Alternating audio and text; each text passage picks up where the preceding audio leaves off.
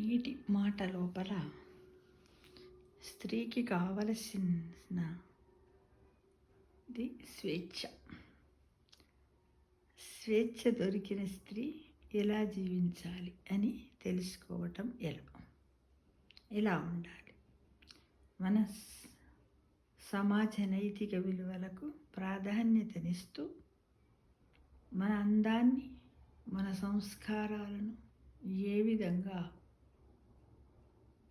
ఉంచుకోవాలి అనే దాన్ని ఈరోజు మనం తెలుసుకుందాం మిత్రమా. ఇందులో ఉంటున్నాయి ఇవన్నీ, మన అందాలు, మన సంస్కారాలు.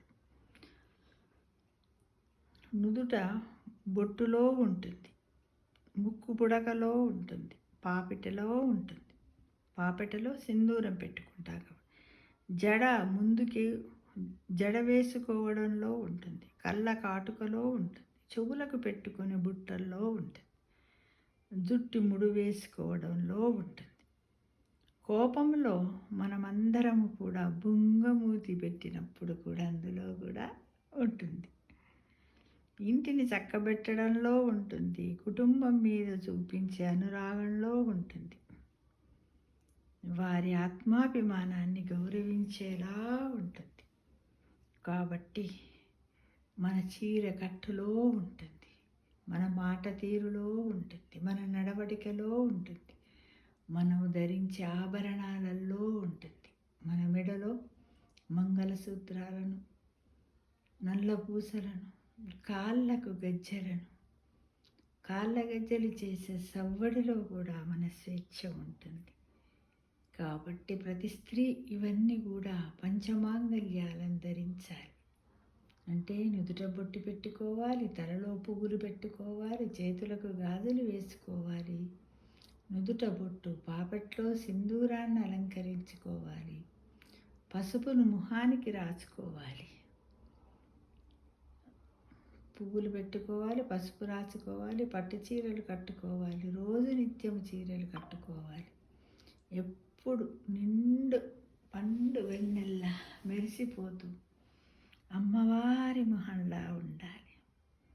ఇంటిని చక్కబెట్టడంలో అమ్మలాగా, కుటుంబం మీద చూపించే అనురాగం, ఆత్మీయతల్లో ఒక దేవతలాగా, సహనంలో భూదేవిలాగా,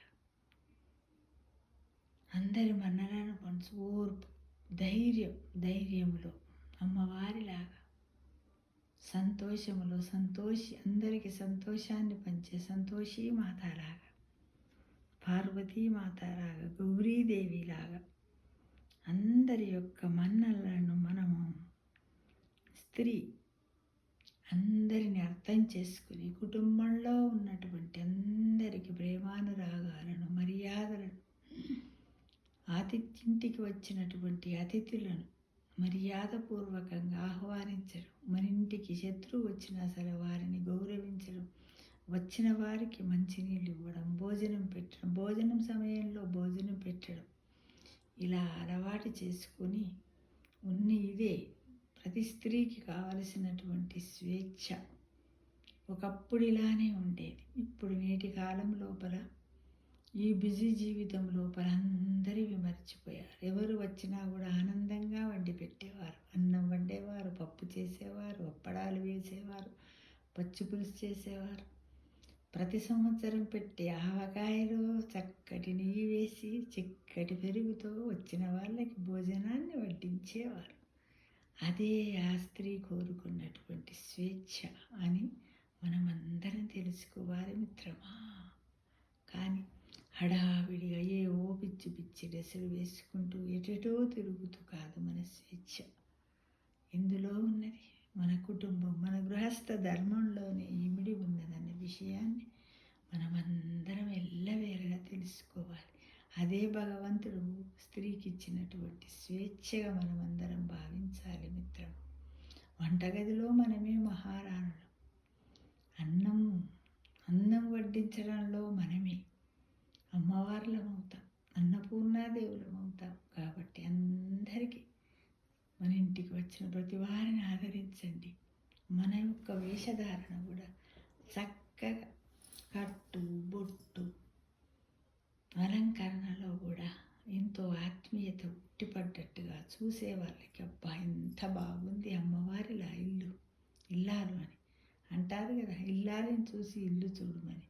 ఇల్లు ముంగిట వాకిల్ని చూసి ఇల్లాలను చూడమంటారు, ఇల్లాలని చూసి ఇల్లు గౌరవ మర్యాదలను చూడమంటారు. వాటినే మనమందరం భగవంతుడు మనకిచ్చినటువంటి ఒక స్వేచ్ఛగా స్వీకరిస్తూ అందరికీ మన సంస్కార సాంప్రదాయాలను, మన హిందూ ధర్మాన్ని మన పిల్లలకు, మన ముందు తరాల వారికి కూడా మనము నేర్పించే ప్రయత్నం చేద్దామని అందరిని పేరు పేరున ఆశిస్తున్నాను మిత్రమా.